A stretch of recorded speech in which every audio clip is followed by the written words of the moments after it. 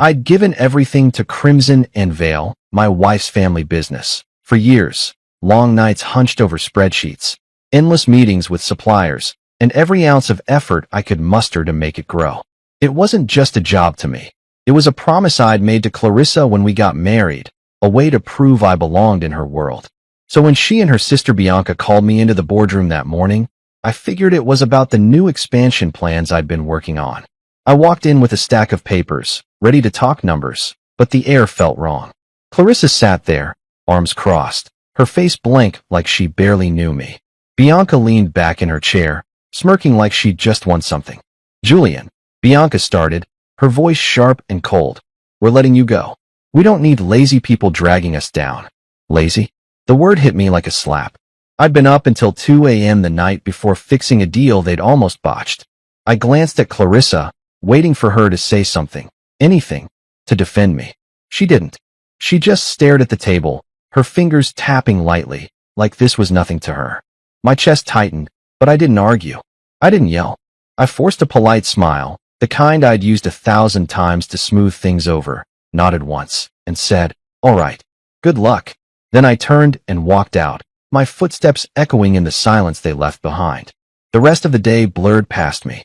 I drove home in a daze, the steering wheel slick under my palms from the sweat I didn't realize was there. Our house, hers, really, with its marble floors and high ceilings, felt emptier than usual when I stepped inside. I dropped my keys on the counter and sank into the couch, staring at the ceiling. How could she do this? After 8 years of marriage, after all I'd poured into her family's company, she let Bianca fire me like I was some random hire off the street. My phone buzzed in my pocket, pulling me out of the spiral. It was a text from Marco, the accountant who'd been with me through every late-night budget crunch. "Heard what happened," it read. "I don't think they read your contract." I frowned, rereading the words. My contract. I hadn't thought about it since I signed it years ago, back when Raphael, Clarissa's dad, was still running things. What did Marco mean? I typed back a quick, "What's in it?" But he didn't reply right away. I leaned back, the gears in my head starting to turn. If there was something in there, something they'd missed, maybe this wasn't over yet. I got up and poured myself a glass of water, trying to shake the sting of Bianca's words. Lazy. I'd rebuilt their supply chain from scratch when it collapsed 3 years ago. I'd landed the Peterson account, the one that kept us afloat during that rough patch. And Clarissa, she knew all of it. She'd seen me stumble home exhausted, kissed me goodnight when I fell asleep at the kitchen table with my laptop still open. Yet today, she didn't even look at me. I took a sip, the cold water doing nothing to ease the heat building in my chest. Was this her idea? Did she want me gone too? Or was she just too weak to stand up to Bianca? I didn't know which hurt more. My phone buzzed again, "Marco. Check the merger clause from the subsidiary deal. You're still tied to it." The subsidiary deal. 5 years ago, when we acquired that little tech firm to boost Crimson and Veil's patents. I'd been neck-deep in it, negotiating terms while Raphael clapped me on the back and called me his right hand. A merger clause. What did that even mean now? I set the glass down and rubbed my temples, the first flicker of hope, or maybe something darker, stirring inside me. I spent the next hour digging through old files in my home office, the ones I'd kept from back when I trusted Clarissa to have my back. The contract was buried in a folder labeled C&V Merger 2020, yellowed at the edges but still legible. I skimmed the pages, my eyes catching on legalese I barely understood, until I hit page 17. There it was, in black and white. My name, listed as co-chairman of the subsidiary, with full authority over its assets. Assets that included Crimson and Veil's intellectual property, trademarks, patents, the whole backbone of the company. My heart thudded. They couldn't fire me from that. It wasn't their call. I sat back, staring at the paper, a slow smile tugging at my lips, not the polite one this time, but something real. They'd made a mistake, a big one, and they didn't even know it yet. I picked up my phone and texted Marco, found it. "What now?" His reply came fast, "Sit tight. Let them figure it out." I leaned back in my chair, the weight of the day shifting. They thought they'd cut me loose, but they just handed me the rope. All I had to do was wait. The morning after they fired me, I woke up to the sound of my phone ringing, cutting through the quiet of the house like a knife. I rolled over, the bed cold on Clarissa's side. She hadn't come home last night, probably crashing at Bianca's after their little victory. The screen lit up with Raphael Vale's name, her father, the man who'd built Crimson and Vale from nothing and trusted me with it when I married into the family. I hesitated, my thumb hovering over the button. What did he want? To apologize? To gloat? I answered anyway, my voice rough from sleep. Hello. His voice boomed through the line, loud and furious, like a storm rolling in. Julian, why the hell did they fire you? Haven't they read the damn contract? I froze, the words sinking in slow and heavy. Raphael didn't know. He hadn't been in that boardroom, hadn't seen Clarissa's blank stare or Bianca's smirk. I let the question hang there, not sure how to answer or if I even should. I don't know, Raphael, I said finally, keeping my tone steady. You'd have to ask them. He cursed under his breath, something about those girls and ruining everything, but I barely heard it. My mind was already racing back to that merger clause Marco tipped me off about, the one buried in my contract. Raphael's anger meant something big was coming, and I had a feeling I was holding the key to it. I got out of bed and shuffled to the kitchen, the phone still warm in my hand from the call. The house felt too big, too silent without Clarissa's usual chatter or the clink of her coffee mug. I made myself a pot of coffee, the smell filling the air as I replayed Raphael's words. Haven't they read the damn contract? He sounded panicked, not just mad, like he knew something they didn't. I poured a cup and sat at the table, staring out the window at the gray sky. Yesterday, I'd been blindsided, kicked out like trash. But now I was starting to see the cracks in their plan. That subsidiary deal from 5 years ago wasn't just some footnote, it was a lifeline, and I was still tied to it. Co-chairman of the IP holding, with control over everything that made Crimson and Vale worth a damn. I took a sip, the bitterness matching the taste in my mouth from how they treated me. If Raphael was this worked up, it meant Clarissa and Bianca had no idea what they'd stepped into, and I wasn't about to tell them. My phone buzzed again, a text from Marco this time. Raphael just called me too. He's losing it. Said the girl screwed up big. I smirked, typing back. He called me first. What's he saying? Marco's reply came quick, kept asking about the merger terms. Think he's worried about the patents. The patents. Of course. Crimson and Vale wasn't just a name. It was a brand built on tech designs and trademarks, all locked up in that subsidiary I'd helped acquire. Without my signature, they couldn't license anything, couldn't move forward on new deals. I set the phone down and leaned back, the coffee warming my hands. Yesterday, I'd felt like a fool, walking out of that boardroom with my tail between my legs.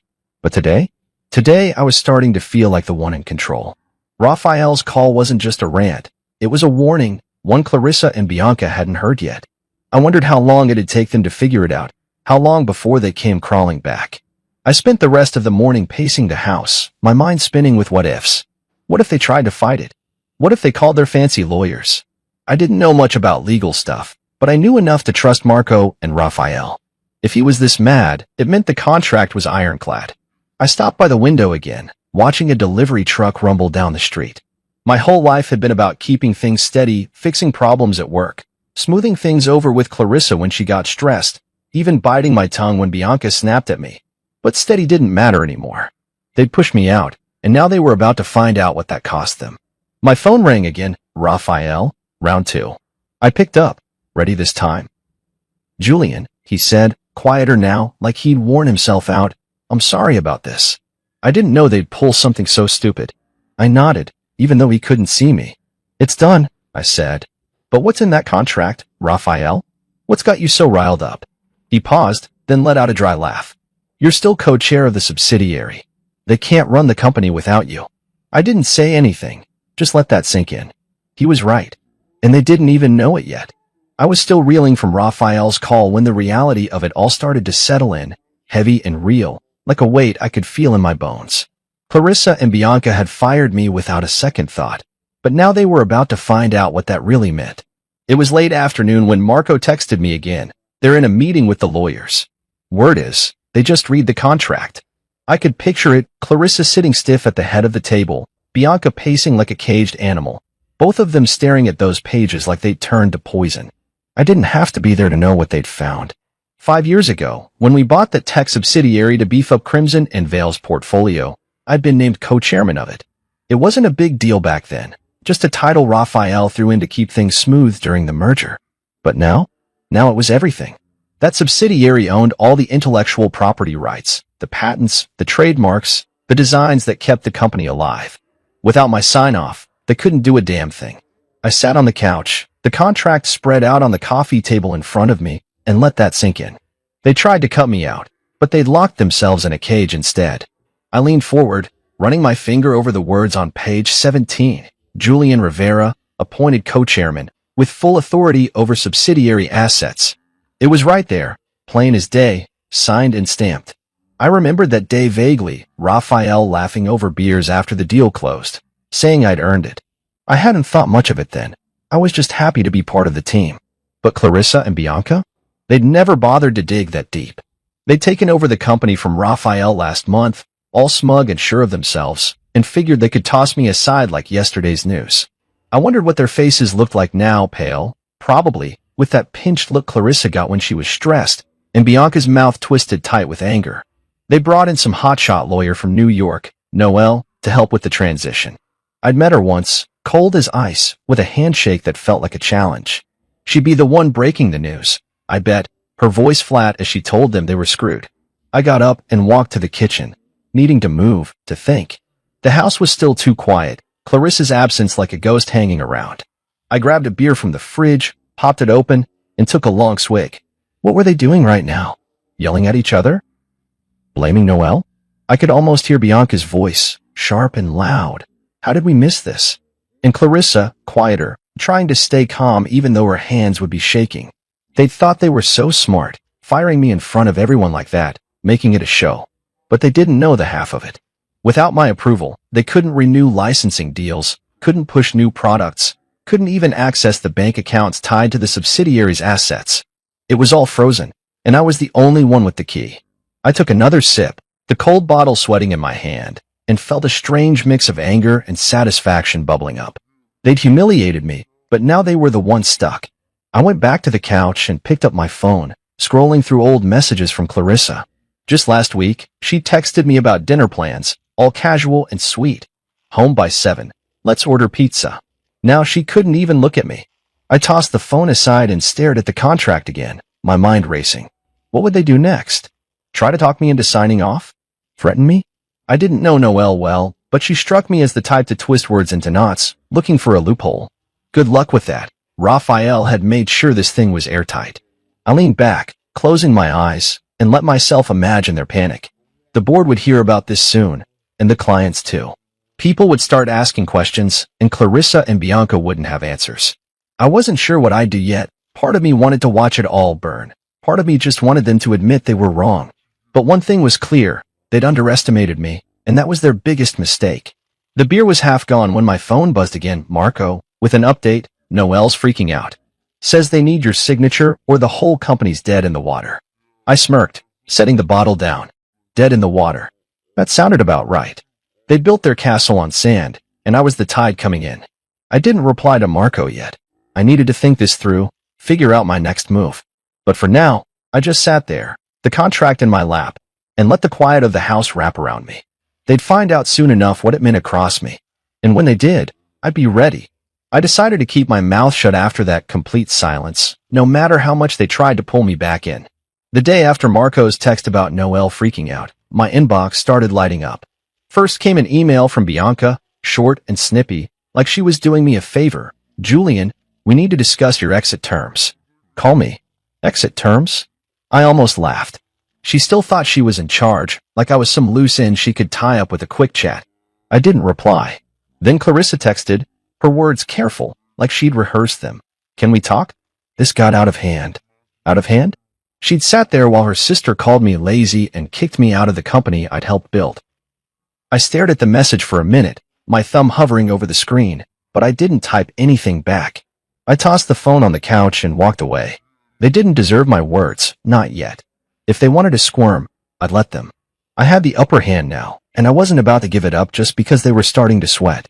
I needed to clear my head, so I drove into town, the familiar streets blurring past as I replayed everything in my mind. The contract, Raphael's call, Marco's updates, it was all piling up, but I wasn't ready to act. Not until I knew exactly what was happening on their end. I pulled into a little coffee shop I used to hit with Geraldine, Raphael's old assistant, back when we'd grab lunch between meetings. She'd always liked me, said I was the only one who treated her like a person instead of a secretary. On a whim, I called her. Julian, she answered, her voice warm and surprised. I heard what those girls did. You okay? I smiled despite myself. I'm fine, Geraldine. Just figuring things out. What's the word over there? She laughed, low and knowing. Chaos, honey. Absolute chaos. She told me clients were calling nonstop, confused about delayed contracts. Suppliers were holding shipments, waiting for approvals that weren't coming. Investors were spooked, whispering about pulling out. They're running around like headless chickens, she said. And that Noelle? She's snipping at everyone, but she's got no answers. I ordered a coffee while we talked, the barista sliding it across the counter with a nod. I took a sip, letting Geraldine's words paint the picture. Chaos. Good. They brought this on themselves, thinking they could toss me aside and keep everything running smooth. I thanked her and hung up, settling into a corner booth with my drink. The place was quiet, just a few people tapping away on laptops, the hum of the espresso machine in the background. I leaned back, staring out the window at the gray day outside. Clarissa's text kept nagging at me. This got out of hand. Like it was an accident, like she hadn't chosen to sit there and let it happen. I'd loved her once, really loved her. Those early years when we'd stay up late dreaming about the future, her head on my shoulder. But now she was a stranger, and I wasn't sure I wanted her back in my life, even if she begged. I took another sip, the coffee bitter on my tongue. They could send all the emails and texts they wanted. I wasn't budging. My phone buzzed again, another email, this time from Bianca, longer and dripping with that fake politeness she used when she was mad. Julian, we're trying to resolve this amicably. Ignoring us isn't helping. Let's meet and sort it out. Amicably. Right. Like firing me in front of the whole board was amicable. I deleted it without a second thought. Geraldine's voice echoed in my head, clients panicking, suppliers freezing up, investors walking away. That was their mess now, not mine. I didn't owe them a lifeline. The contract gave me power, sure, but it was my silence that was really hitting them. Every hour I didn't respond. Every day I stayed quiet. Their world crumbled a little more. I finished my coffee and left the cup on the table, the warmth still lingering in my hands as I stepped outside. The air was cool, a light wind tugging at my jacket. I felt steady for the first time since that boardroom, like I was standing on solid ground while they flailed. Driving home, I thought about what Geraldine said, how Noelle had no answers, how the staff were whispering about jumping ship. It wasn't just about the patents or the trademarks anymore. It was about trust. They'd lost it, with the clients, with the suppliers, with everyone who'd kept Crimson and Veil afloat. And me? I didn't have to say a word to make that clear. I pulled into the driveway, the house looming dark and empty, and sat in the car for a minute, engine off. My phone stayed quiet now. No more messages, no more pleas. Maybe they were finally getting it. I wasn't their fix-it guy anymore. I wasn't their anything. I got out, locked the car, and went inside, the silence of the house matching the silence I'd chosen. Let them figure it out. Let them fall. I'd been quiet for days, letting Clarissa and Bianca stew in the mess they'd made, when I finally decided it was time to break my silence. But not to them. Not yet. The board had been emailing me non-stop, polite at first, then pushy, asking for clarity on the operational delays, rocking Crimson and Veil. I could have ignored them too, let the whole thing collapse under its own weight, but something in me wanted them to know exactly what was happening, and why. So I sat down at my desk, the contract spread out like a map, and typed up a reply. Not a rant, not a plea, just the facts, cold and clear, from me, Julian Rivera, co-chairman of the subsidiary they'd forgotten about. I laid it out. The merger clause from 5 years ago, my legal authority over the intellectual property, and how, without my signature, nothing could move. Not the trademarks, not the patents, not a single deal. I didn't ask for my job back or beg for forgiveness. I ended it with one line. I'm asking for accountability, not reinstatement.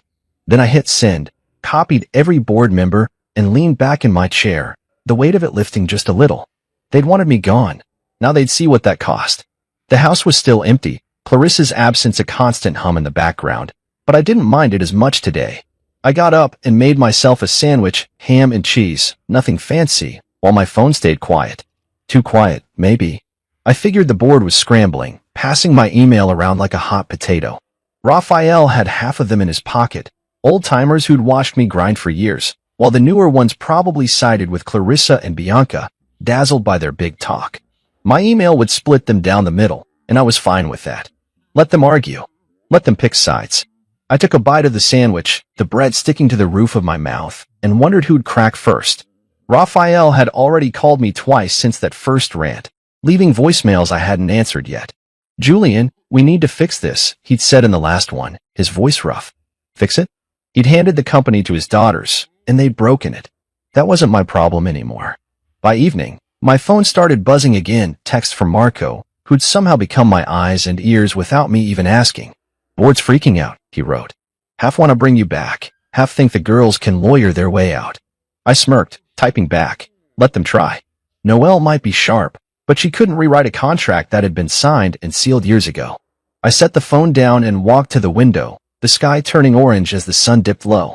Rumors were starting to swirl, Marco said, whispers that the board might offer me full control of the IP arm, cut Clarissa and Bianca out completely. I didn't know if I wanted that. Part of me did. Sure, the part that still stung from Bianca's lazy jab and Clarissa's cold stare. But another part just wanted them to admit they'd screwed up, to look me in the eye and say it. I crossed my arms, watching a car roll by outside. Power was nice, but accountability? That was better. I went back to my desk, the sandwich half-eaten on a plate, and pulled up my email again. Replies were trickling in now, careful ones, like they were afraid to pick a side. One guy, an old friend of Raphael's named Tom, wrote, "Julian, this is a mess. We didn't know about the clause. What do you want out of this?" I didn't answer. What did I want? I wasn't sure yet. Yesterday, I'd been happy to watch them sink, but now, with the board dangling options, I had to think bigger. I leaned back, rubbing my eyes. The company was paralyzed, clients stalling deals, suppliers holding back, all because Clarissa and Bianca thought they could run it without me. My email hadn't just stirred the pot, it had tipped it over. I could hear their voices in my head, Bianca yelling, Clarissa trying to stay calm, and it almost made me smile. Almost. The night stretched on, and I didn't sleep much, just sat there with my thoughts and the hum of the fridge in the background. Marco texted again around midnight. Heard Raphael's pushing for a meeting. "Wants you in the room." I didn't reply. A meeting sounded like a trap. Get me in. Smooth talk me into signing something. Pretend it never happened. But the board splitting? That was real. If Raphael's half won out, I could come back on my terms, not theirs. I got up, grabbed a glass of water, and stood in the kitchen, the cold tile under my feet grounding me. They'd fired me like I was nothing, but now I was everything. The leverage was mine, and I wasn't giving it up cheap. Let them fight it out. Let them beg. I'd wait. I was in the middle of making coffee, the pot gurgling on the counter, when my phone rang, Clarissa's name flashing on the screen. I stared at it for a second, the sound cutting through the quiet morning like a warning. She hadn't called since the firing, just sent those careful texts I'd ignored. Part of me wanted to let it ring, keep the silence I'd been holding on to, but curiosity got the better of me. I picked up, keeping my voice flat. "Yeah." There was a pause, then her voice came through, softer than I expected, strained like she hadn't slept. "Julian, can we meet? Please." I didn't say anything right away, just let her words hang there. Meet? After everything? I could hear the desperation under her tone, the crack in that cool front she'd kept up in the boardroom. "Why?" I asked finally, leaning against the counter. She sighed, a shaky sound. "This whole thing, it's a misunderstanding. I want to fix it." A misunderstanding. I almost laughed, but I didn't. I just said, "Okay. Noon. That place on 5th. She agreed quick, like she was afraid I'd change my mind, and hung up. I set the phone down, the coffee smell filling the air, and wondered what she'd try to pull. I got to the restaurant early, a little spot we used to go to back when things were good, with tables, soft lighting, the kind of place that felt warm once. Now it just felt like a stage for whatever this was. I sat in a corner booth, sipping water, watching the door. Clarissa walked in right on time, her coat pulled tight around her, her face pale and tired. She saw me and forced a smile, the kind that didn't reach her eyes, then slid into the seat across from me. "Hey," she said, her voice light, like we were just catching up. I nodded, keeping my expression blank. "Hey." She fidgeted with her napkin, then leaned in a little. "Julian, I'm sorry about how this went down. It wasn't supposed to be like that." I raised an eyebrow, waiting. She kept going, her words tumbling out now. "Bianca pushed for it, and I didn't know how to stop her. We can work this out, right? You don't have to freeze everything. I listened, my hands still on the table, not smiling, not moving. She was trying to charm me, like she used to when she'd messed up, big eyes, soft voice, all of it. But it didn't hit the same anymore. The waiter came by, and she ordered a salad, her fingers twisting the menu before she handed it over. I got a burger, keeping it simple. When he left, she tried again. We need you, Julian. The company's a mess without those approvals. Can't we just put this behind us? I took a sip of water, letting her stew for a second. Then I heard Bianca's voice in my head, lazy, and saw Clarissa's blank stare from that day. I set the glass down, slow and deliberate. A mess, huh? Funny how that works. She blinked, caught off guard, but before she could answer, I kept going. You didn't say a word when she fired me. You just sat there. Now it's a misunderstanding. Her face flushed, and she looked down, picking at the napkin again. I didn't want it to happen like that, she mumbled. Bianca said we needed a clean break, and Noelle backed her up. I thought she stopped, like she knew it sounded weak. I leaned forward, my voice low. You thought what? That I'd just take it? She didn't answer right away, and then the food came, breaking the tension for a second.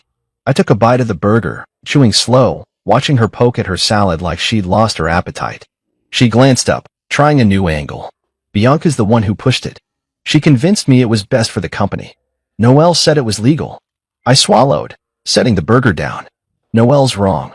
And Bianca doesn't get to pin this on anyone. You both signed off on it. Her eyes widened, like she hadn't expected me to push back so hard. Julian, please, she said, her voice cracking. We can fix this. Just sign off on the IP stuff, and we'll figure out a role for you. A role? Like I was some kid begging for a spot at the table. I wiped my hands on a napkin, looking her dead in the eye. You fired me like a stranger, Clarissa. Now deal with the consequences. She went still, her fork halfway to her mouth, then set it down. You're really going to let the company fall apart? She asked, almost whispering. I shrugged, taking another bite. Not my call anymore. You made it yours. She stared at me, like she was seeing me for the first time, and I could tell she didn't know what to say. The charm wasn't working, and the excuses were running dry. I finished my burger while she sat there, picking at her food, the silence between us thick and heavy. When the check came, I paid for mine and stood up. Good luck, I said, same as I'd said in the boardroom, and walked out. She didn't follow. I didn't look back. I woke up the next morning with Clarissa's words still rattling around in my head. You're really going to let the company fall apart? She'd said it like I was the one breaking everything, not her and Bianca with their stupid power play. I rolled out of bed, the sheets tangled from a night of tossing, and made my way to the kitchen. The house felt emptier every day, but I was getting used to it. I brewed some coffee, the hiss of the machine filling the silence, and decided it was time to stop waiting. They weren't going to fix this themselves. I had to push harder. So I sat down at my desk, pulled up the contract again, and drafted a notice. Not to Clarissa, not to Bianca, but to every partner Crimson and Veil worked with, clients, suppliers, the whole list. I kept it simple. All licensing agreements and contracts tied to the subsidiary were frozen until new terms were negotiated. No threats, no drama, just the truth. I was the co-chairman, and without my say-so, nothing moved. I hit send, copied the board, and leaned back, the coffee mug warm in my hands. Let's see how they handled that. The day went quiet after that. No calls or texts, just the hum of the fridge and the occasional car outside. I figured they'd need time to feel it, time for the emails to land, for the panic to set in. I wasn't wrong. By afternoon, my phone started lighting up, not from Clarissa or Bianca, but from clients. First was a guy named Paul, who ran a tech firm we'd licensed designs to. Julian, what's going on? He asked, his voice tight. We can't get approvals, and our production's stalled. I kept my tone calm, professional. I'm handling it, Paul. Sit tight, new terms are coming. He grumbled but hung up, and then another call came, then another. Suppliers asking about shipments, partners worried about deadlines. I gave them all the same line. I was on it. Things would clear up soon. They didn't need to know I hadn't decided what soon meant yet. I just wanted them calm, and Clarissa and Bianca scrambling. I was on my fourth call when Marco texted. Sales are tanking. Staff's jumping ship. I smirked, finishing up with a client before texting back. Good. Good didn't even cover it. This was what I'd waited for, them feeling the weight of what they'd done. I pictured Bianca storming around the office, yelling at anyone who'd listen, and Clarissa trying to keep it together while the numbers dropped. They'd thought they could run the show without me, but now desks were emptying out, deals were stalling, and I was the one getting the calls. One message stuck with me, though not from a client, but from Harper, a department head I'd always liked. She texted out of the blue, "Heard what's happening. If you start something new, I'm in." I stared at that for a minute, my thumb hovering over the screen. Start something new? I hadn't thought that far, but the idea stuck. I replied, "Appreciated. I'll keep you posted," and set the phone down, my mind spinning. By evening, the fallout was clear. Marco called, his voice buzzing with energy. "Julian, it's bad over there. 2 sales guys quit today, and a big client just pulled out. They're blaming Noelle now, she's out the door too." I leaned against the counter, the kitchen dim as the sun set outside. "Noelle's gone?" I asked, surprised. "Yeah," he said. "Bianca threw her under the bus, said the firing was her idea. She's packing up tonight." I shook my head, almost feeling sorry for her, almost. She'd been part of it, pushing that legal line to Clarissa and Bianca, but now she was just another casualty. I thanked Marco and hung up, grabbing a beer from the fridge. The cold glass felt good in my hand as I walked to the living room and sank into the couch. The company was collapsing, piece by piece, and I'd barely lifted a finger. That notice had done the work, short, sharp, and straight to the point. I took a swig, the bitterness matching the mood. Clarissa's face from lunch flashed in my mind, pale, pleading, trying to charm her way out. She hadn't called since, and neither had Bianca. Maybe they were too busy fighting each other now, or maybe they were finally getting it. I wasn't playing their game anymore. Harper's text kept nagging at me, though. Start something new. Could I? Take the IP, the clients reaching out, the people like her who'd follow me, and build something better? I leaned back, staring at the ceiling. The company was falling apart, sure, but I didn't want it to just die. I wanted it to hurt them first, then rise again on my terms. I finished the beer and set the bottle down, the quiet settling in. They'd feel this tomorrow, and the next day, and the day after that.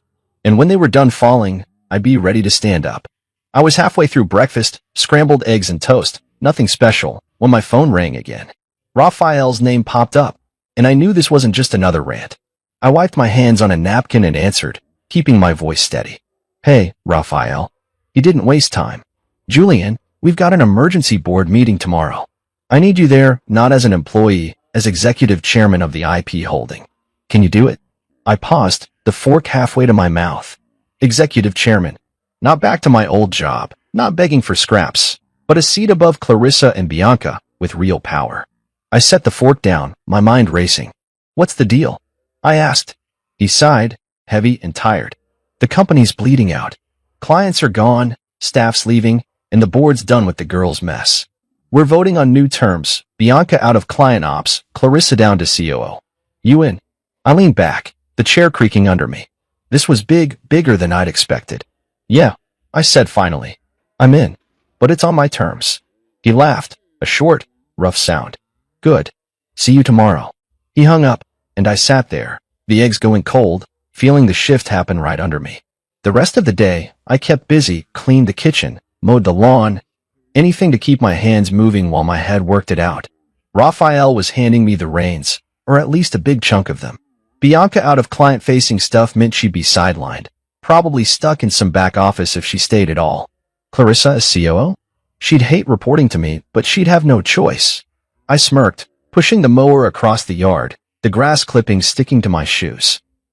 They'd fired me like I was nothing, and now I'd be the one signing off on their every move. It wasn't revenge, not yet, but it was close. I finished up and went inside, grabbing a glass of water and checking my phone. Marco had texted, "Board's buzzing. Raphael's pushing hard for you." I typed back, he called. "I'm in tomorrow." His reply came fast. "Hell yeah. They're done." I set the phone down and took a long drink, the cold water steadying me. Done? Maybe. But I wasn't just here to watch them fall. I wanted to build something out of it. The meeting was early, 9 a.m., and I got there on time, dressed sharp, suit, tie, the works. The boardroom felt different now, not like the place where they'd kicked me out. I walked in, head up, and saw the faces turn, some surprised, some relieved. Raphael sat at the head, his jaw tight, and nodded at me. Clarissa was there, pale and quiet, her hands folded in front of her. Bianca sat next to her, arms crossed, glaring like she could burn a hole through me. I took the seat Raphael pointed to, right near him, and waited. He started fast.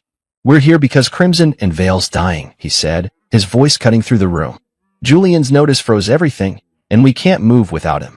"I'm proposing he comes back, executive chairman of the IP arm. Bianca's off client ops, Clarissa's COO. Vote it now." The room went still, then hands went up, Raphael's crew first, then a few others. It passed, quick and clean. Bianca shoved her chair back and stormed out, the door slamming behind her. Clarissa didn't move, just stared at the table. I didn't say much during the meeting, just listened as Raphael laid out the damage, lost deals, empty desks, angry investors. When it was my turn, I kept it short. "I'll unfreeze the IP when we've got new terms that work. I'm not here to sink it, I'm here to fix it." Nods around the table, even from the ones who'd hesitated. Clarissa finally looked up, her eyes meeting mine for a second before dropping again. She knew it was over, her big takeover, her sister's grand plan, all of it. The meeting wrapped, and people filed out, Raphael clapping me on the shoulder as he left. "Good to have you back," he said. I nodded, but I wasn't back, not like before. This was new, and it was mine.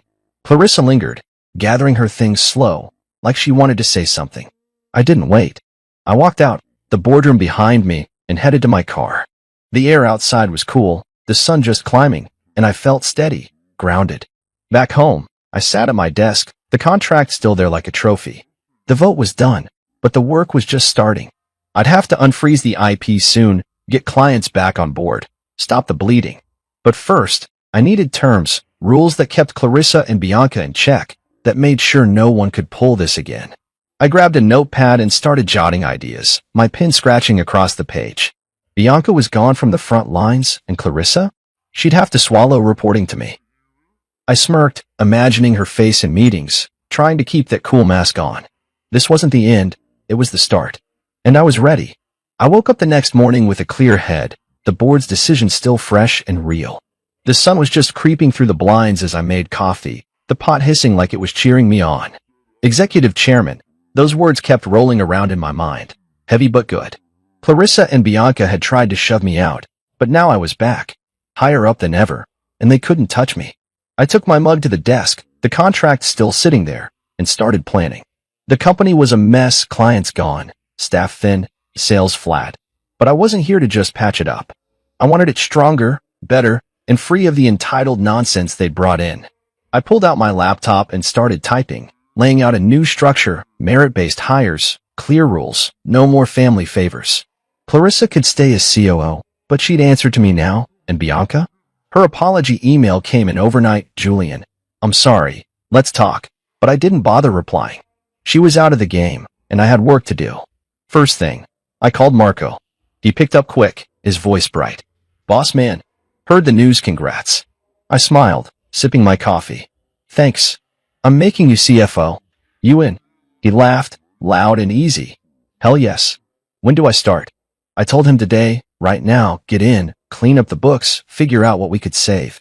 He was loyal, smart, and didn't mess around. I needed him. Next, I texted Harper, the department head who'd offered to jump ship with me, VP of Brand Strategy. "You still mean it?" Her reply came fast. "Absolutely. I'm there." I nodded to myself, adding her to the list. New talent, people I could trust. That's how we'd turn this around. I spent the morning sketching it out, cut the dead weight, bring in fresh faces, rebuild from the ground up. The old Crimson and Veil was gone. This was mine now, and I'd make it work. By noon, I was back at the office, not my old desk, but a new space they'd cleared out, big windows and a view. Clarissa was already there, sitting in a meeting room with some of the staff, her face tight but professional. I didn't go in, just watched through the glass for a second. She glanced up, saw me, and looked away fast, like she couldn't hold it. Good. Let her feel it. I settled into my chair and started emails, clients first, short and straight. IP's unlocking soon, new terms coming, stick with us.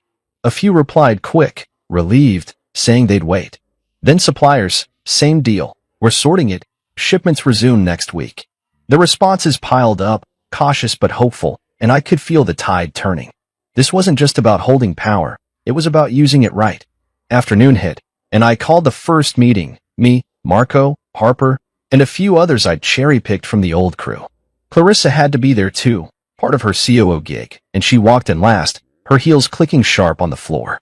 She sat across from me, hands folded, eyes on the table. I didn't waste time. We're restructuring, I said, passing out my notes. Merit hires, no favoritism. Marco's CFO, Harper's VP of brand. Clarissa, you'll handle ops, daily reports to me. She nodded once, quick and stiff, not arguing. Marco grinned, flipping through the pages, and Harper leaned in, already tossing out ideas. We went for hours, budgets, timelines, new branding plans, building something real while Clarissa sat quiet, taking notes. She tried to keep her dignity, her voice steady when she spoke, but I could see it wearing on her. Every decision ran through me now, and she couldn't dodge that. After, Marco hung back, clapping me on the shoulder. This is solid, Julian. We've got a shot. I nodded, stacking my papers. Yeah, just keep the numbers tight. He left, and I stayed, watching the office empty out. Clarissa lingered too, gathering her stuff slow, like she was working up to something. Finally, she came over, her voice low. This how it's gonna be? You calling every shot? I looked at her, calm and steady. You wanted me out. This is what you get instead. She swallowed, her jaw tight, then turned and walked away. I let her go, the door clicking shut behind her. She'd stay in line, she had to, or she'd lose what little she had left. I wrapped up late, the sky dark outside, and drove home. The radio off, just my thoughts for company. The company was shifting, new blood, new rules, and me at the top. I'd given Geraldine a call earlier, offered her a fat exit package to retire happy, and she'd cried, saying I was the best of them. Maybe I was. I pulled into the driveway, the house still quiet, but it didn't feel so hollow now. This wasn't about revenge anymore. It was about making something that lasted, something they couldn't ruin. I'd keep Clarissa on a leash, ignore Bianca's groveling, and build it my way. Tomorrow, I'd start again, and it'd be better than they ever dreamed. I woke up early, the house still dark, and felt a quiet kind of strength settling in me. Something steady, like the ground after a storm. Months had passed since the board meeting, since I'd taken the reins as executive chairman, and Crimson and Vale was finally breathing again. I made coffee, the familiar gurgle filling the kitchen, and thought about how far we'd come. Clients were back, loyal and steady, their trust rebuilt with every deal I'd signed off on. Investors had returned too, pumping money in once they saw the numbers climb. Clarissa stayed distant, doing her job as COO but never pushing me, never daring to step out of line. Bianca was long gone, her apology email still unanswered in my inbox. I didn't need her groveling. I'd moved past it. Today wasn't about them anymore. It was about locking in a legacy, making sure no one could ever be tossed aside like I was. I sat at my desk, the contract still there like an old friend, and started writing the final piece, new bylaws, a clause to protect the company and me for good. The office was buzzing when I got in, the air alive with people who actually wanted to be there. Marco had the books in shape, his grin wide as he waved me over. Numbers are up again, he said, sliding a report across my desk. Best quarter in years. I nodded, flipping through it, sales strong, costs down, everything clicking. Good work, I told him, and meant it. He'd stepped up, just like Harper had, her new branding rolling out smooth and sharp, pulling in clients we'd never touched before. I'd built a team, not a family dynasty, and it showed. Clarissa was in her office, door closed, probably going over the ops reports I'd asked for. She sent them every day now, on time, no excuses, professional, but cold. I didn't care. She'd lost her chance to be anything else to me. I turned back to my screen and kept typing, the bylaws taking shape, rules for fair hires, clear authority, a legacy clause that tied the IP to merit, not blood. No one would pull what they did again. Mid-morning, I called a quick meeting. Just me, Marco, Harper, and a couple board reps Raphael had sent. Clarissa had to sit in too, her chair squeaking as she settled across from me. I laid out the bylaws, keeping it simple. This protects us, I said, passing copies around. No more power grabs, no more firing people without cause. The IP stays with the company, but only under leadership that earns it. Marco nodded, skimming the pages. Smart. Locks it tight. Harper chimed in. Clients will like the stability. The board guys agreed. One scribbling notes, the other just saying, Raphael's on board. Clarissa stayed quiet, her pen tapping the table once, twice, then stopping. I didn't look at her long, just enough to see her jaw tighten, then relax. She knew this boxed her in, kept her from ever climbing back to where she'd been. Good. The vote was fast, unanimous, and I signed it right there, the pen heavy in my hand. It was done. After, I walked the floor, something I'd started doing to keep things real, talking to staff, hearing them out. They smiled now, not the fake kind from before, but real ones, like they trusted me. One guy, a new hire, stopped me. "Thanks for this, Julian. Feels different here." I clapped his shoulder, said, "That's the point," and kept going. The place hummed, phones ringing, keyboards clicking, deals closing. I'd unfrozen the IP weeks after the board vote, renegotiated terms with clients myself, and watched it all snap back. Suppliers shipped on time, investors called me direct, and the company thrived not because of Clarissa's name or Bianca's bluster, but because I'd made it work. I stopped by the window, looking out at the street below, the sun high and bright. This was mine now, built on my terms, and it felt right. Evening came, and I stayed late, finishing up emails, thank yous to clients, updates to the board. Clarissa left without a word, her office dark when I passed by. I didn't mind the quiet. It gave me space to think. The bylaws were filed, the legacy clause locked in. No one could be discarded like I was, not without a fight. I leaned back in my chair, the desk lamp casting a soft glow, and let myself smile, not the polite one I'd used that day they fired me, but a real one, small and sure. Revenge hadn't been the goal, not in the end. I'd wanted them to feel it, sure, and they had. Bianca sidelined, Clarissa humbled. But this was better. I'd taken their mess and turned it into something stronger, something that'd last. I shut down my computer, grabbed my coat, and headed out, the office silent behind me. Driving home, the city lights blurred past, and I felt lighter than I had in months.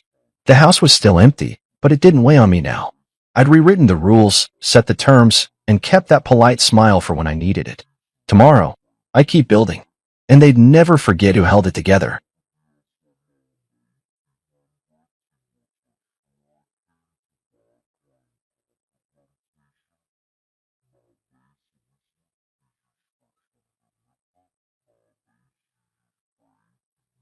I stood there at the airport, my suitcase still in hand, watching Cassandra's private jet lift off into the sky without me. My name's Julian Cole, and this was supposed to be our big anniversary weekend, a getaway she'd promised me for months. We'd been planning it since January, or at least I thought we were. I'd packed my best shirts, even bought a new camera lens to capture the moments I imagined we'd share. But there she was, laughing with her glossy posse of assistants and friends, all decked out in designer sunglasses and heels that clicked like they owned the world. "This is a girl's trip now," she'd said, tossing me that smirk of hers, the one that always made me feel like I was the punchline to a joke I didn't get. I could have yelled, could have made a scene right there in the terminal, but I didn't. I'm not the begging type. Her laughter echoed in my head as I turned on my heel and walked straight to the first-class desk. The lady behind the counter barely blinked when I asked for the next flight to Paris. I had the miles, the cash, and a sudden fire in my gut telling me I didn't need Cassandra's permission to live my life. Within an hour, I was buckled into a plush seat, sipping a coffee as the plane taxied down the runway. I wasn't chasing her. I was leaving her behind. 10 minutes after her jet took off, I knew she'd get the email. I'd scheduled it earlier that morning, right after she'd ditched me. It was from our shared legal advisor, a little automated surprise I'd set up with a few clicks. Subject line, preliminary separation agreement.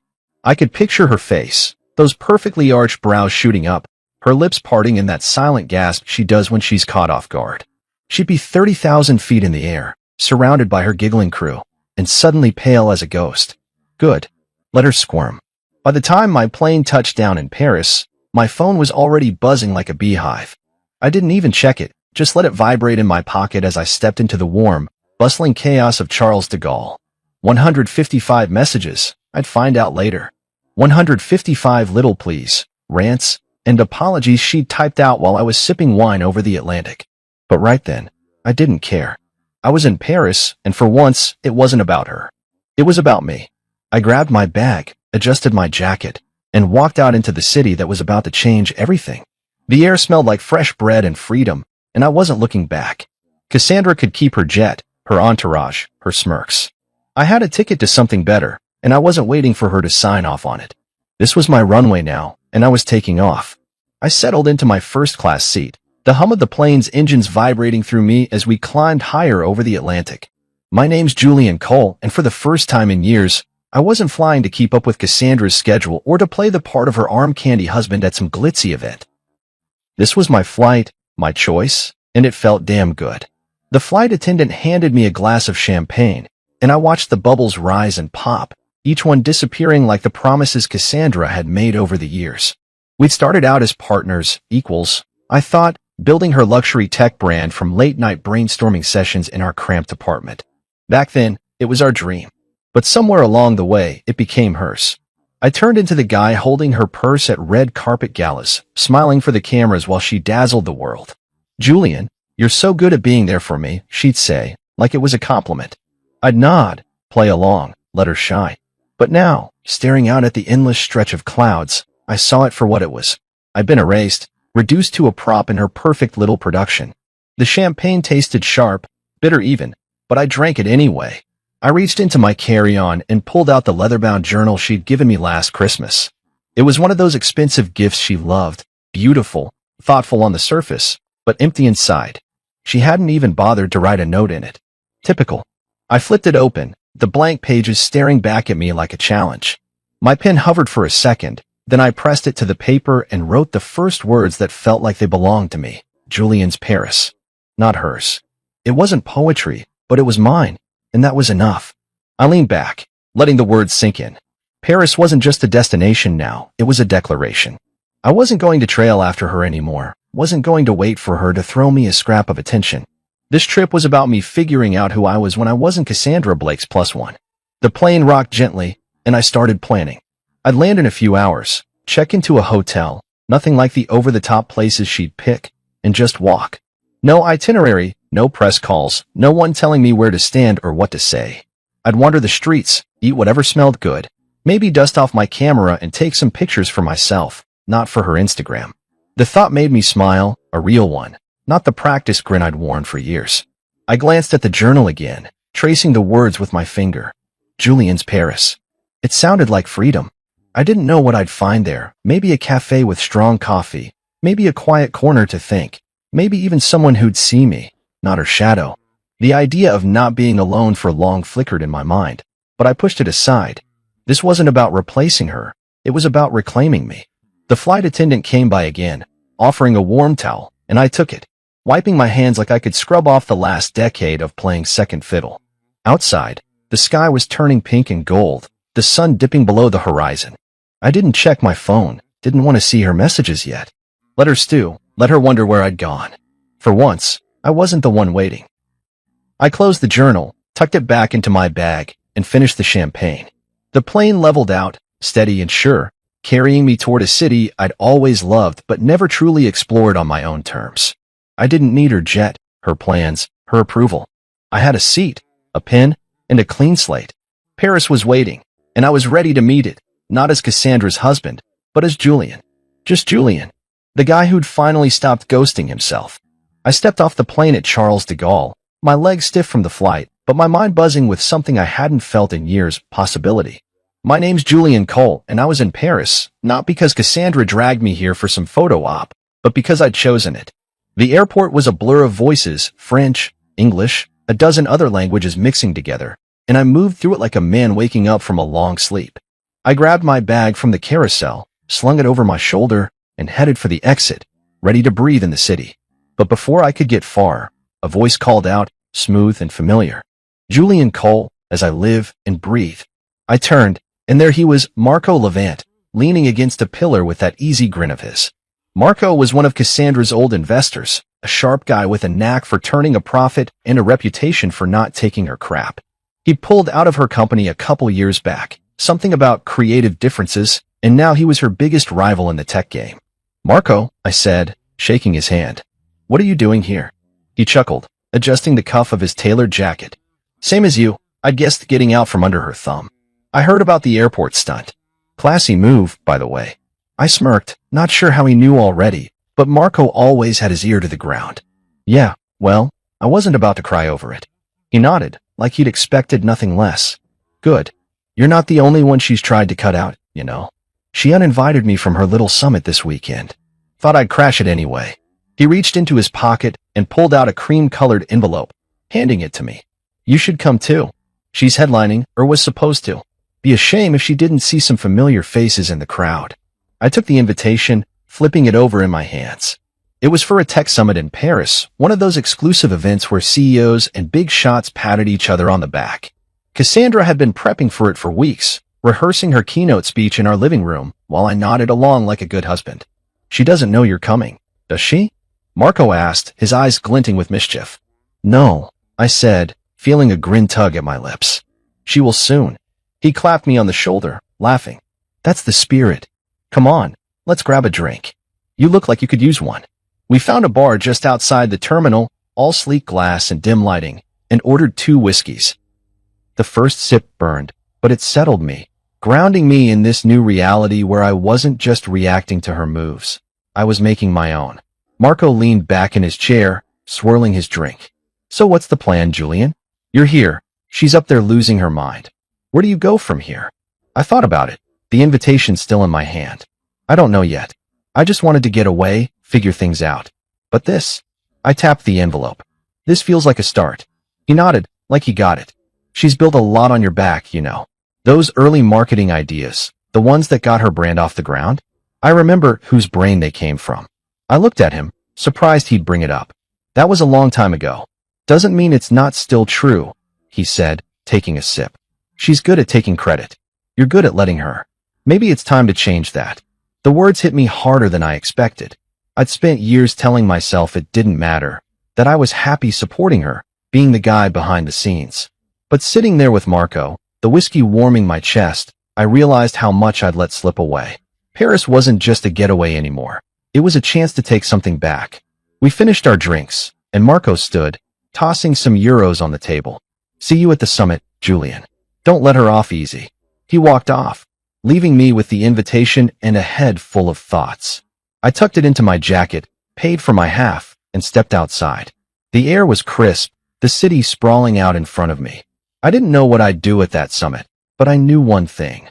Cassandra was about to find out I wasn't her ghost anymore. I hailed a cab, gave the driver the name of a hotel I'd found online. Nothing fancy, just mine, and watched the lights of Paris flicker by. This was my shot, and I wasn't backing down. I woke up to the sound of Paris breathing outside my window, a soft hum of life that felt worlds away from the polished chaos of Cassandra's universe. My name's Julian Cole, and I'd checked into Le Matin Bleu, a little boutique hotel tucked into the hills of Montmartre. It wasn't the kind of place she'd ever pick. No marble lobbies or concierges kissing her ring, but it was perfect for me. The room was small, with creaky wooden floors and a view of cobbled streets winding down into the city. I didn't need a penthouse to feel alive here. I pulled on a jacket, grabbed my camera, and headed out, letting the morning air hit me like a reset button. The streets were narrow, lined with old stone buildings and flower boxes spilling over with color. I walked without a plan, something I hadn't done in years. With Cassandra, every trip was a mission, schedules, meetings, photo ops. But today, I was just a guy with a camera, wandering through a city that didn't care who I was married to. I stopped at a cafe, the kind with wobbly tables and waiters who didn't rush you. The coffee was strong, the croissant flaky and warm, and I sat there watching people go by, artists with sketch pads, old men with newspapers, kids chasing pigeons. No one asked me about her latest product launch or told me to smile for a picture. It was just me in the moment, and I felt my shoulders loosen for the first time in forever. After breakfast, I headed toward the art district, the camera slung around my neck like an old friend I'd forgotten I had. Photography used to be my thing, back before Cassandra turned it into a punchline. It's a cute hobby, Julian, she'd say, like I was a kid playing with toys. I'd stopped bringing it up, stopped carrying the camera unless she needed a shot for her feed. But here, in Paris, I lifted it to my eye and started snapping street corners, cracked walls, a woman selling flowers from a cart. The world looked different through the lens, sharper, like I could hold onto it instead of letting it slip through my fingers. A couple of locals noticed, an older guy with a beret and a woman with a scarf tied just so. "You're a photographer?" the guy asked, his English rough but friendly. "Just for fun," I said, lowering the camera. "Beautiful city you've got." He grinned, proud, and they started asking about the gear, the shots I like to take. Not once did they mention Cassandra or her brand. It was like I'd stepped out of her shadow and into my own skin. That night, I followed a flyer I'd seen pinned to a cafe wall, some rooftop exhibition in the neighborhood. The place was strung with lights, the air thick with chatter and cigarette smoke. I wandered through, sipping a glass of cheap wine, looking at sculptures and paintings that felt raw, real. Then I met Genevieve Thorne. She was standing by her installation, a mess of wires and screens flickering with images that broke apart and came back together. She had dark hair pulled into a loose bun, paint smudged on her cheek, and eyes that locked onto you like she could see right through. "What do you think?" she asked, nodding at her work. "It's like it's falling apart and starting over at the same time," I said, not sure if that made sense. She smiled, a slow, knowing thing. "That's exactly it. Erasure and rebirth. You get it." We talked for a while, her voice soft but steady. She told me about the piece, how it was about shedding old versions of yourself to find what's underneath. "Sometimes you have to disappear to finally be seen," she said, and it hit me like a punch. I've been disappearing for years, fading into Cassandra's spotlight, but maybe I didn't have to anymore. I told her about my camera, how I'd picked it up again that day, and she nodded like she understood more than I was saying. "You should come back tomorrow," she said. "There's a workshop. Bring your photos." I left the rooftop with her words rattling around in my head, the city lights blurring below me. Montmartre felt like a liberation, every step pulling me further from the guy I'd been. I didn't need Cassandra's approval or her private jets. I had a camera, a coffee-stained map, and a stranger's invitation to keep going. Paris was mine now, and I wasn't letting it go. I got back to Le Matin Bleu after that rooftop exhibition, my head still spinning from Genevieve's words and the way Paris had started to feel like mine. My name's Julian Cole, and I'd been running on adrenaline all day, walking the streets, snapping photos, talking to people who didn't know me as Cassandra's husband. The hotel room was quiet, just the soft creak of the floorboards and the distant hum of the city outside. I tossed my jacket on the chair, kicked off my shoes, and sank onto the bed, staring at the ceiling. My phone sat on the nightstand, dark and silent. I hadn't turned it on since the airport, hadn't wanted to deal with whatever Cassandra was throwing at me. But something pulled at me now, curiosity, maybe, or just the need to see how far she'd unraveled. I picked it up, pressed the power button, and waited as it buzzed to life. The screen lit up, and there it was, 155 messages. A wall of notifications, all from her. I scrolled through, not opening them yet, just watching the previews stack up like a train wreck I couldn't look away from. The first few were smug, classic Cassandra. "Still at the airport?" one read. "You're being dramatic," said another. I could hear her voice in my head, that sharp little laugh she'd let out when she thought she'd won. She probably sent those right after her jet took off, sipping champagne with her crew, thinking I'd just sit there and wait for her to come back. By message 20, the tone shifted. "Where are you?" She'd written, no smirk in that one. Then, a few later, "Julian, answer me." I kept scrolling, the words blurring together. By 45, she was pissed. "What the hell did you do?" That must have been when the email hit, our legal advisor's little gift about the separation. I smiled to myself, imagining her flipping through her inbox at 30,000 feet, her perfect nails tapping the screen harder with every word she read. The messages kept coming, a flood of her losing control. "You can't do this to me." She wrote at 96, like I was the one who ditched her at an airport. Then the apology started. "Julian, I need to talk to you.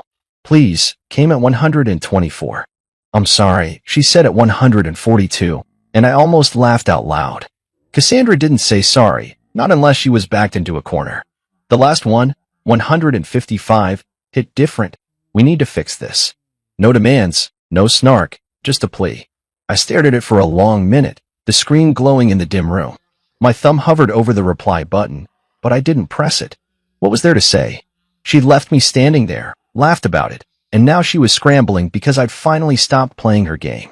I turned the phone off, the screen going black again, and set it back on the nightstand. Let her wonder. Let her sit with it. I wasn't her lapdog anymore, racing to fix things the second she snapped her fingers. I got up, walked to the window, and pushed it open, letting the cool night air roll in.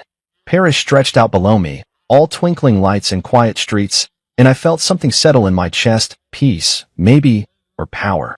She could send 1,000 messages, and it wouldn't change a thing. I was here, living my life, while she was up there, spiraling in her private jet bubble. I grabbed my camera from the table, flipping through the shots I'd taken that day, the flower cart, the cracked wall, the old guy in the beret. They weren't perfect, but they were mine, and that felt better than any staged photo I'd ever taken for her. I thought about Genevieve's workshop tomorrow, how she talked about erasure and rebirth. Maybe that's what this was, me wiping the slate clean, letting Cassandra's avalanche of texts bury the guy I used to be. I didn't owe her an answer, didn't owe her my time. She'd figure out soon enough that I wasn't coming back to beg. I climbed into bed, the sheets cool against my skin, and closed my eyes. The phone stayed off, the messages unread. For the first time in years, I fell asleep without her voice in my head, just the sound of Paris whispering me into tomorrow. I woke up to sunlight spilling through the curtains of my room at Le Matin Bleu, the kind of soft glow that made Paris feel like a painting. My name's Julian Cole, and for once, I wasn't jolted awake by Cassandra's voice barking orders or her phone blaring with notifications. It was just me, the quiet, and a day I got to shape. I stretched, feeling the ache in my legs from yesterday's wandering, and smiled. Today was Genevieve's workshop, and I was ready to see where it took me. I grabbed a quick shower, threw on a sweater and jeans, and headed out with my camera and a few of the photos I'd printed at a shop down the street. Saint-Germain was a trek from Montmartre, but I didn't mind the walk. Every corner of this city had something to show me. The streets were alive with people, the air thick with the smell of bread and coffee. I stopped at a stall for a pain au chocolate, eating it as I went, crumbs falling onto my jacket. By the time I reached the workshop, a little studio tucked above a bookstore, I felt like I'd already lived a full morning. Genevieve was there, setting up screens and cables, her hands moving fast but sure. "You made it," she said, glancing up with that half-smile of hers. "Brought your soul to shred?" I laughed, holding up my camera. "Something like that." She waved me in, and I joined a handful of others, artists, mostly, with paint-stained fingers and quiet energy. The workshop was about digital self-portraits, she explained, but not the polished kind you post online. "We're deconstructing ourselves," she said, her voice steady, "taking who we were and breaking it down to find what's left." I nodded, not totally sure what that meant, but ready to try. She handed me a tablet hooked up to a projector, showed me how to upload a photo, and start pulling it apart pixel by pixel, layer by layer. I scrolled through my shots, then stopped on one Cassandra had posted months ago. It was us at some gala, her in a glittering dress, me half cropped out of the frame, smiling like an afterthought. She'd captioned it something about power couples, but I'd always hated how it looked, like I was barely there. I uploaded it, and the image flashed onto the screen, bigger than life. Genevieve leaned over. "That's a good one to start with. What do you want to do with it?" I didn't even think. Get rid of her. She grinned, showing me how to drag a tool across the screen, erasing Cassandra bit by bit. Her dress dissolved, her face blurred into nothing, until all that was left was me, half a figure, awkward and incomplete. But I wasn't done. I kept going, breaking down the edges, the background, the fake smile I'd worn that night. The pixels scattered like dust, and I rebuilt it, pulling my silhouette into the center, filling it out with lines and shadows from the Paris shots I'd taken. The gala faded, replaced by cobblestones and streetlights, until it was just me, standing whole. The room was quiet, everyone lost in their own work, but I felt Genevieve watching. "That's you," she said, nodding at the screen. "Not whoever you were pretending to be." I looked at it, my shape, my city, no trace of her. "Yeah," I said, my voice low. "I think it is." We spent hours there, tweaking and tearing apart, the air buzzing with this strange mix of focus and release. I didn't just stop at that one. I pulled up other photos, old ones from our life together, and shredded them too. A beach trip where she'd made me hold her bag, a dinner where I'd been stuck taking pictures of her food, gone, all of them, turned into something new. By the end, I had a series of images, each one a piece of me I'd forgotten. Genevieve walked over as I saved the last one. "You just published your first piece of emotional honesty," she said, her eyes steady on mine. "Feels good, doesn't it?" I nodded, not trusting my voice. It did feel good, better than good. It was like I'd clawed something back, something she'd buried under years of her spotlight. I left the studio as the sun dipped low, the tablet under my arm, and those images burned into my head.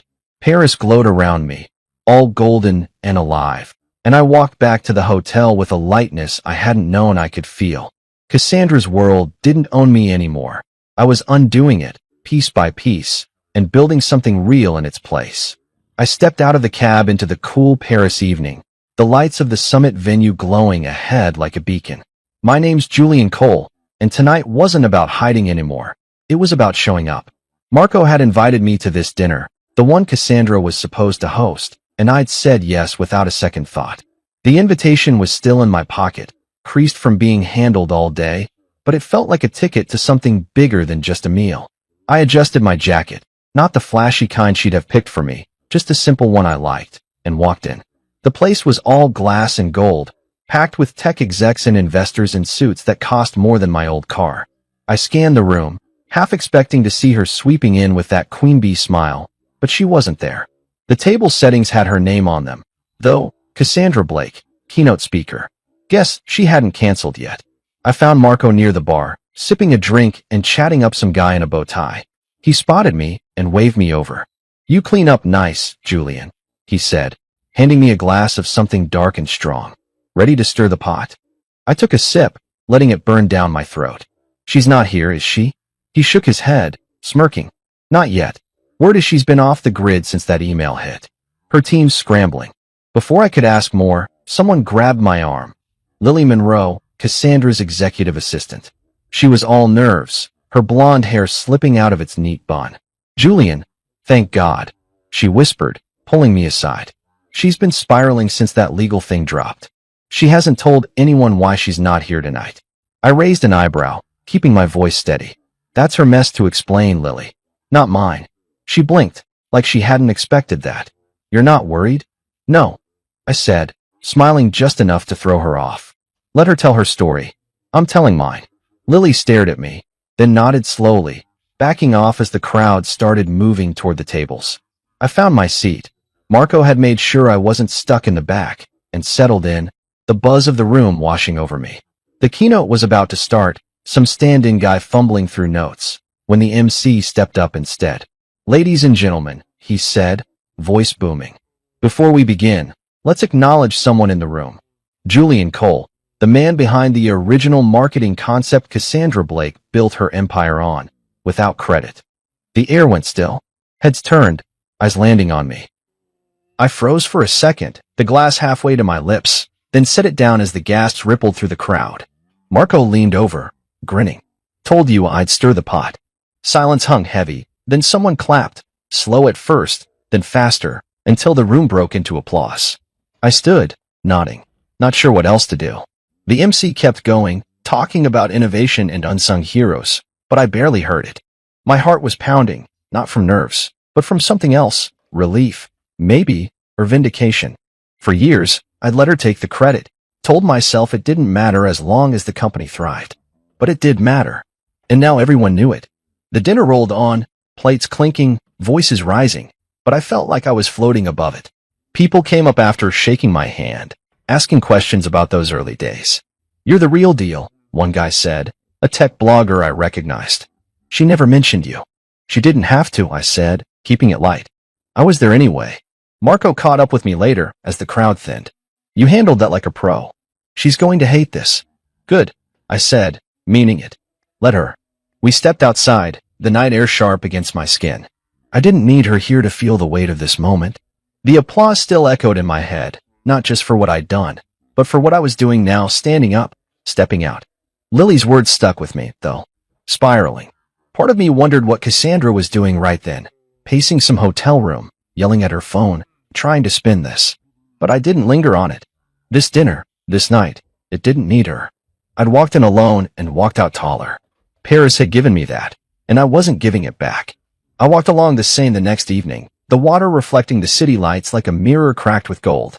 My name's Julian Cole, and I was still riding the high from that summit dinner, those gasps, that applause, the way people looked at me like I was someone worth seeing.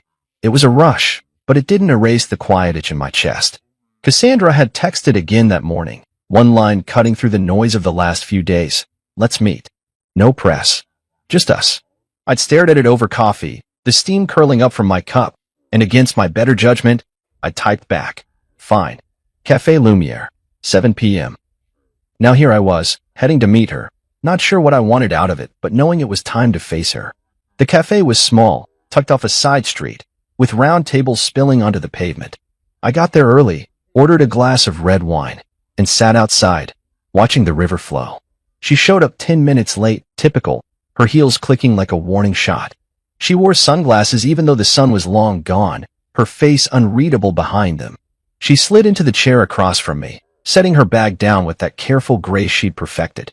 "You embarrassed me," she said. "No hello. No soft start." Her voice was tight, like she'd been holding it in too long. I took a sip of wine, letting her words hang there for a second. "No," I said, setting the glass down. "You exposed yourself. I just stopped covering for you." She pulled off the sunglasses, her eyes sharp and tired at the same time. "That email, Julian. The summit. What are you trying to do? Ruin me?" I leaned back, keeping my voice even. "I'm not trying to do anything to you. I'm done playing your game, that's all. You left me at the airport, laughed about it. Did you think I'd just take it?" She flinched, just a flicker, but I caught it. "It was a mistake," she said, softer now. "I got caught up with the girls, the trip. It wasn't supposed to be like that." "But it was," I said. "And it's been like that for years. Me waiting, you deciding. I'm not your prop anymore, Cassandra." She stared at me, her fingers tapping the table, that nervous habit she hated admitting she had. "So what? You're just walking away? After everything we built?" "You built it," I said, and it felt good to say it out loud. "I helped, sure. Gave you ideas. Held you up. But you took the credit, the control, and left me in the background. I'm not asking for a medal. I'm just done pretending it's enough." Her jaw tightened, but she didn't argue. Maybe she couldn't. "Let's talk settlements, then," she said, switching gears like she always did when she lost ground. "We can figure this out, keep it clean." I reached into my pocket, pulled out a card, Catherine's, my lawyer, and slid it across the table. "Everything goes through her now. We're done here." She looked at the card, then back at me, her mouth opening like she wanted to fight, but I was already standing. "Julian, wait," she started, but I didn't. I left her sitting there, the wine untouched, the card glaring up at her. The power shift was complete, and it hit me as I walked away, slow at first, then all at once. I didn't owe her that conversation, didn't owe her my time or my explanations. She'd had years of me bending, adjusting, making it work. Not anymore. I crossed the street, the Seine stretching out beside me, and felt the weight lift. This wasn't her choice anymore, it was mine, and I'd made it. I kept walking, the city folding around me like a friend. Paris had given me a voice, a spine, and I wasn't handing them back. She could sit there all night, plotting her next move, but it wouldn't change a thing. I was free, not just from her, but from the version of me I'd let her shape. The river flowed on, steady and sure, and I matched its pace, my steps lighter than they'd been in years. I woke up the next morning with the sun sneaking through the blinds of my room at Le Matin Bleu, a quiet energy buzzing in my chest. My name's Julian Cole, and after last night, leaving Cassandra at that cafe table, her voice fading behind me, I felt like I'd finally cut the last thread tying me to her world. I didn't check my phone, didn't care if she texted again. Today wasn't about her. It was about me, and I had an idea brewing. I grabbed a coffee from the hotel's little kitchen, the bitter taste waking me up as I sat by the window, watching Montmartre stretch awake. The streets below were already moving, vendors setting up, people shuffling to work, and I thought about those photos I'd taken, the ones I'd reworked with Genevieve.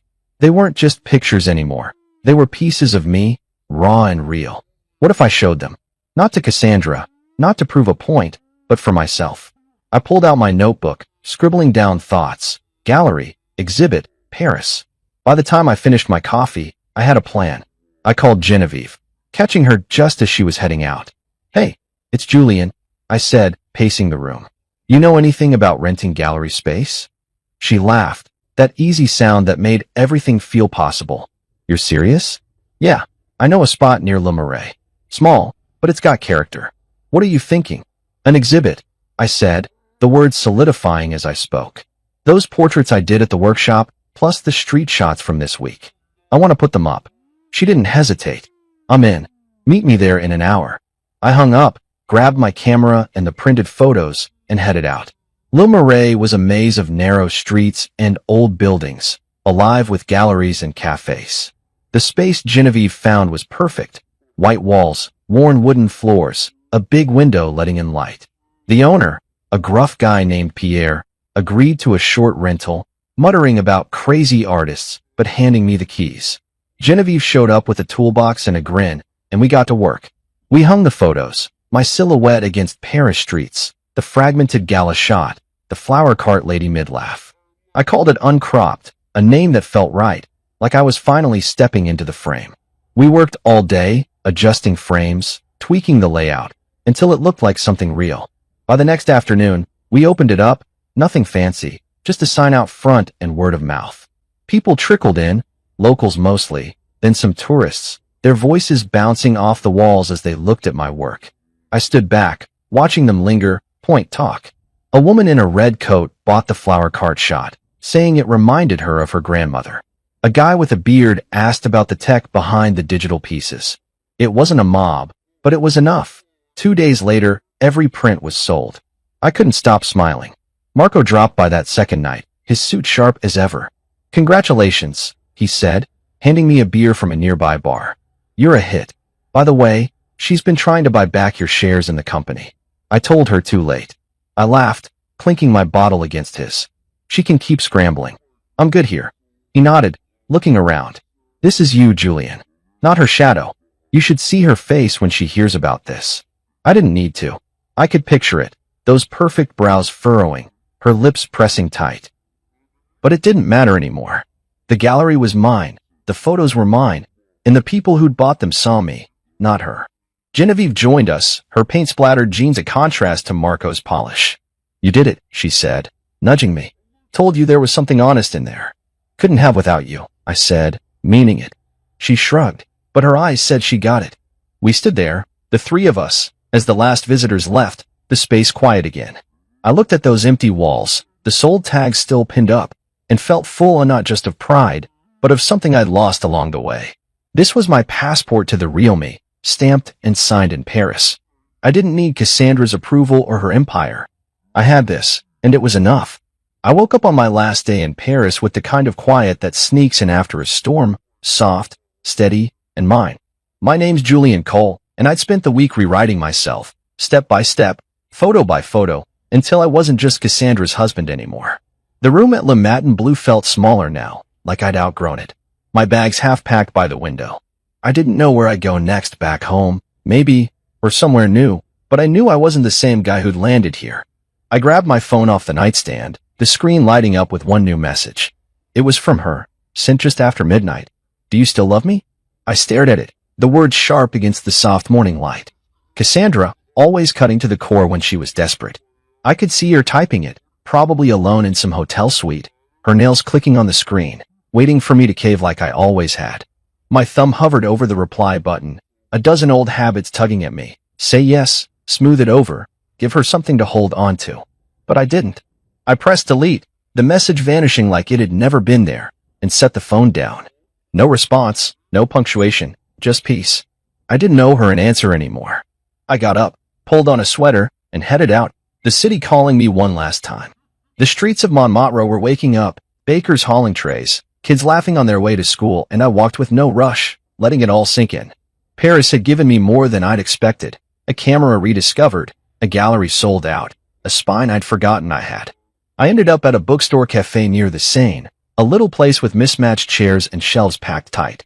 I ordered a coffee, grabbed a new journal from the rack, plain, no leather, nothing fancy, and sat by the window, the river glinting outside. The pen felt good in my hand, steady, like it belonged there. I opened to the first page and wrote, Julian Cole, artist. No longer Cassandra's +1. No longer stranded. Just flying. The words came easy, no hesitation, no second guessing. It wasn't a grand story, just a start, but it was mine. I sipped the coffee, the bitterness grounding me, and watched the water flow. People moved past, tourists with maps, locals with bags of bread. And I didn't feel invisible anymore. I thought about the week. Marco's grin at the summit, Genevieve's quiet push at the workshop, the gallery walls bare from sold prints. They'd seen me, not her shadow, and that was enough to carry forward. My phone buzzed once, twice, but I didn't check it. Let her send whatever she wanted, apologies, threats, more questions. It didn't matter. I'd said everything I needed to by walking away, by building something here. The cafe filled up, voices blending into a hum, and I kept writing, ideas for photos, places I might go, things I wanted to see through my lens. The pages filled fast, each one a step away from the guy who'd stood at that airport, suitcase in hand, watching her jet take off. I didn't hate her, I realized, finishing my coffee. I didn't even miss her. She was just a chapter ending, and this journal, this city, this me, was the first page of something else.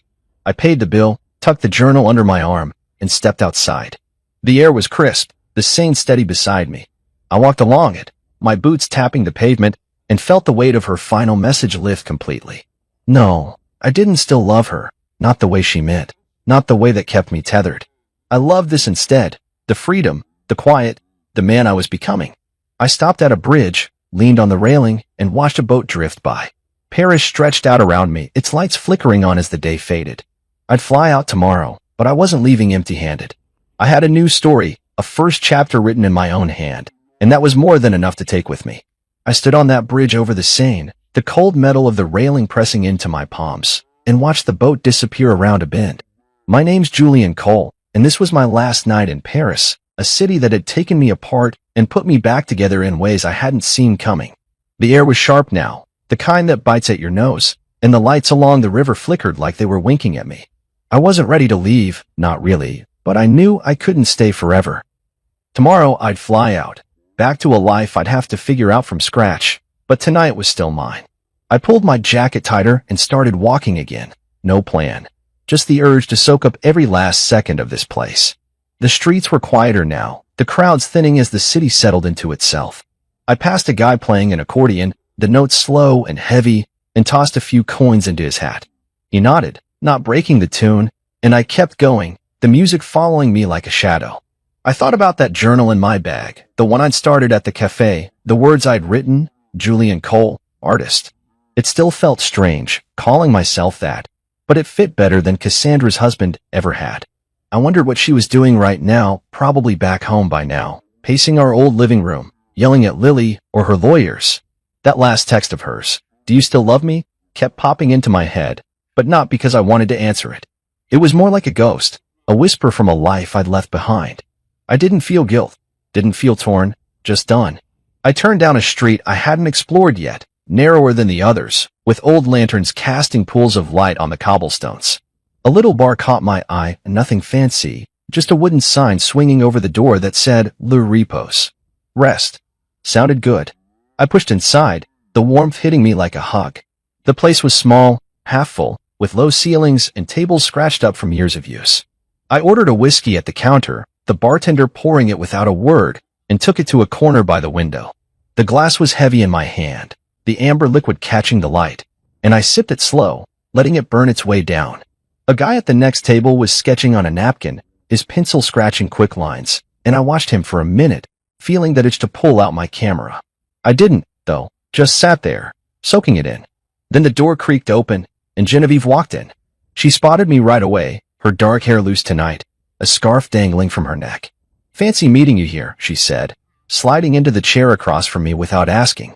"Thought you'd be packing." I smiled, setting the glass down. "Thought I'd say goodbye to Paris first. What about you?" She shrugged, ordering a wine from the passing bartender. "I live here, but I like this place. Good for thinking." We sat there, quiet at first, the hum of the bar filling the space. She looked at me, her eyes steady like they'd been at the workshop. "You're different now," she said, not a question. "Yeah," I said, nodding. "I feel it too." She sipped her wine, then leaned forward. "That exhibit, uncropped, it wasn't just photos, was it? It was you figuring out who you are." I thought about that, the way those images had pulled me out of Cassandra's frame. "Guess so. Took a while to see it." She smiled, small but real. "Most people don't. They stay cropped." We talked for hours about art, Paris, the way things break and mend. She told me about her next project, something with sound and light, and I told her about the journal, the idea of keeping this going wherever I landed next. The whiskey ran low, the bar emptied out, but we didn't move. It wasn't flirty, wasn't anything more than two people who got each other, but it felt good, solid, like an anchor in all this newness.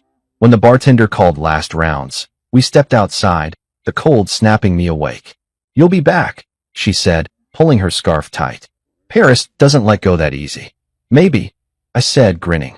"Or maybe I'll take it with me." She laughed, waved, and disappeared down the street. I walked back to the hotel alone, the city quiet now, my breath fogging in the air. I packed my bags, tucked the journal in last, and lay on the bed, staring at the ceiling. Tomorrow I'd leave, but tonight, I was still here, still Julian, still flying.